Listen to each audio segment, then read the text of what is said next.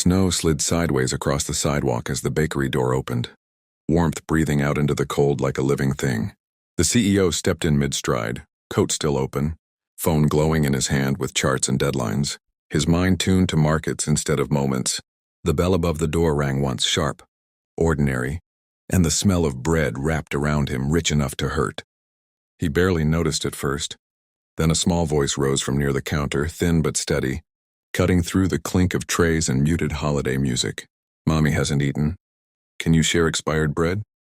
The words landed heavier than any number on his screen. His thumb froze. The world narrowed to that sentence, to the tremor hiding beneath its politeness. He lifted his eyes, tension crawling up his spine, and felt something shift, an unease he couldn't price or manage before he even saw the boy who had said it. He turned slowly, as if the air itself had weight. The boy stood a few steps from the counter, boots dusted with snow, jacket zipped too high like armor.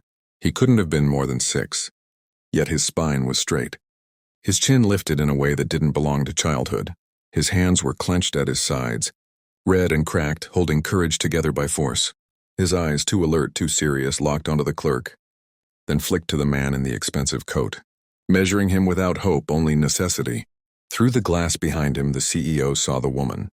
She hovered just outside the door, half turned away, pretending to study the street as if she hadn't sent her heart inside alone. Her face was drawn tight, lips pale, one hand braced against the window frame. Every few seconds her knees softened, betraying her, and she shifted her weight before anyone could notice. She did not look in. She already knew how this usually ended. Something tightened in the CEO's chest. The word mommy echoed again, colliding with memories he kept locked away. Late nights, empty kitchens, a child crying in the next room while he chased survival and called it ambition. He adjusted his grip unconsciously, feeling his daughter's warmth against him, her small breath fogging his collar. She stirred, trusting, unaware of the quiet standoff unfolding inches from her future. The boy waited. He did not beg. He only stood there holding the line between hunger and dignity. Eyes bright with fear he refused to show. And for the first time in years, the CEO felt truly seen, not as power, not as money, but as a man being silently asked what kind of human he was going to be. The clerk's hands kept moving even as her eyes softened.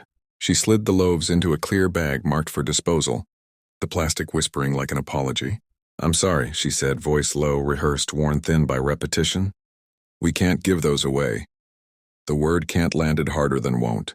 Final and impersonal, backed by rules posted somewhere no one hungry could read. The boy absorbed it without flinching. His shoulders stayed square, his jaw set, as if he had practiced this moment too many times to waste energy on surprise. He nodded once, small and precise, a soldier accepting orders. "Okay," he said, and the single word carried a weight that made the air feel tight.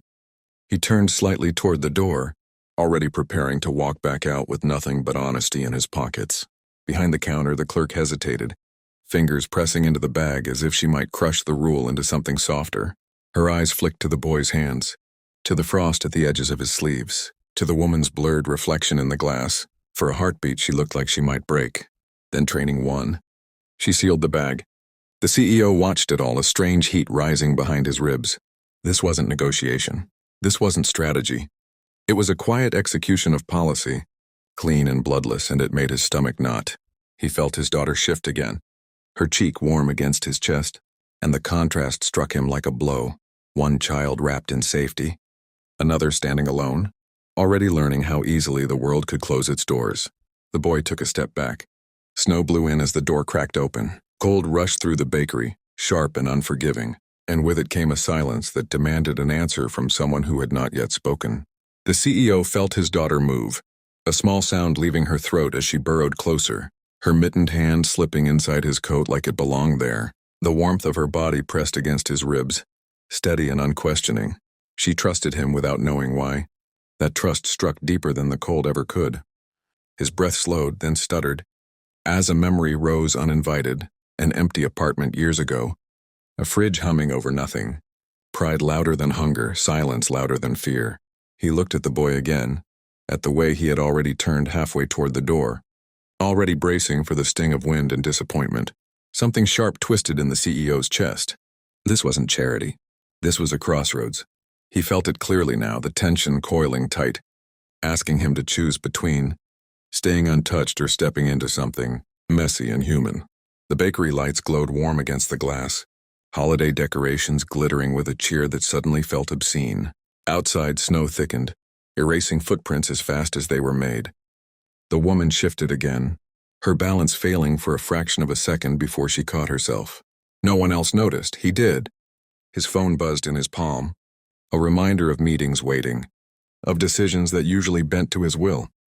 He didn't look at it. His grip tightened around his daughter instead, as if grounding himself in what mattered before courage could slip away.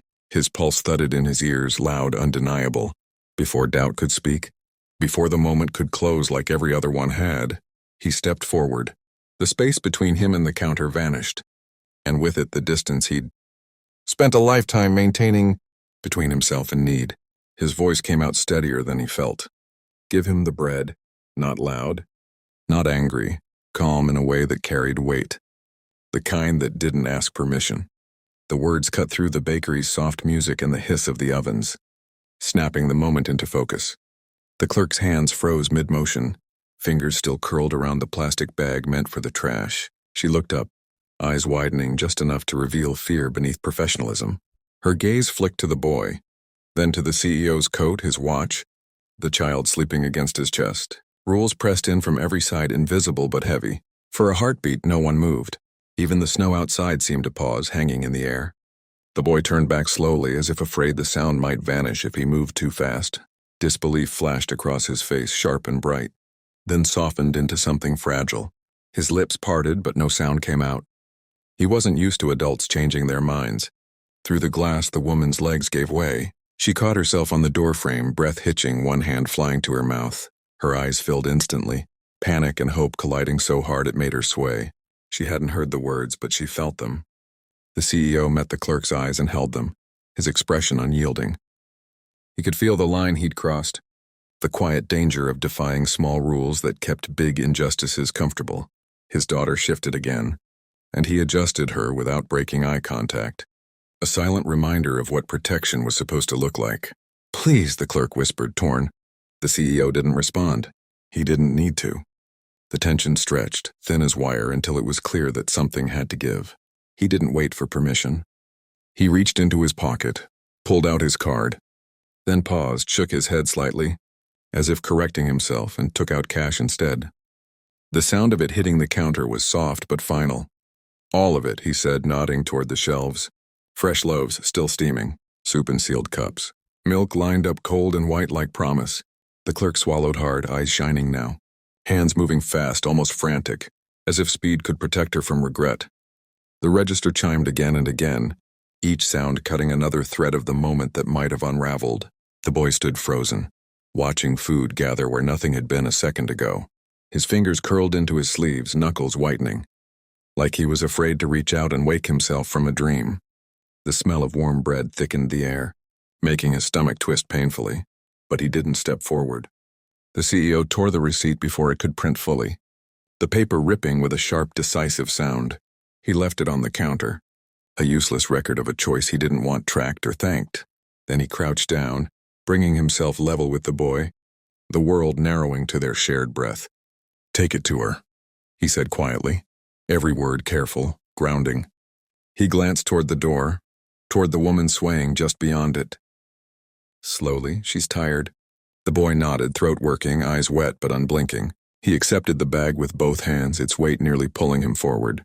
The CEO waited steady until the boy had his balance, until courage returned to his small frame before letting go.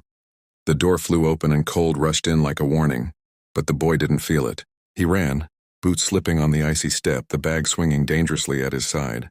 "Mom," he called, the word breaking as it left him.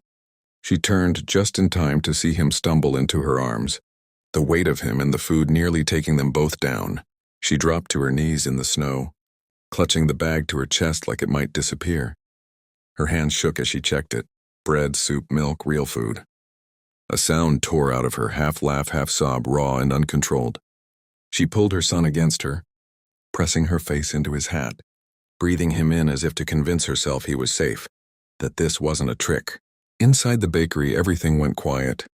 The CEO watched through the glass, heart hammering. His reflection ghosted over theirs. The woman looked up then, eyes swollen, searching. When she found him, she froze. Their gazes locked across the barrier of glass and snow and everything unspoken. She tried to stand, failed, then simply pressed her forehead to the window, tears streaking down, gratitude pouring out without words. He lifted his free hand slightly, unsure what to do with it, then let it fall back to his side. The moment stretched, too intimate for strangers, too brief to explain. The boy looked back once, eyes shining, and gave a small solemn nod, as if sealing a pact neither of them would forget. The door closed again, the bell ringing softly, like it didn't want to disturb what had just happened. The bakery's warmth felt different now, quieter, heavier.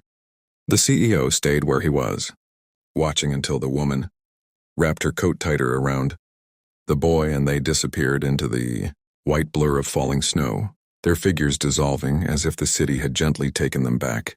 His daughter stirred, sighing in her sleep, her cheek warm against his collar. He adjusted his coat around her, suddenly aware of how fragile this small life was, how easily safety could slip without someone choosing to stand in the way. His phone vibrated again, insistent. A reminder of meetings and power and a world that measured worth in numbers. He turned the screen off without looking. As he stepped outside, cold air struck his face, sharp and honest. The street hummed with distant traffic, ordinary and relentless. He paused for a moment, breath fogging, feeling something unfamiliar settle in his chest, not pride, not relief, but a quiet responsibility he could no longer ignore. He walked on, footprints forming behind him, carrying his child, carrying the weight of what he had seen. Somewhere between the bakery door and the falling snow, success felt lighter, and being human felt heavier than it ever had before.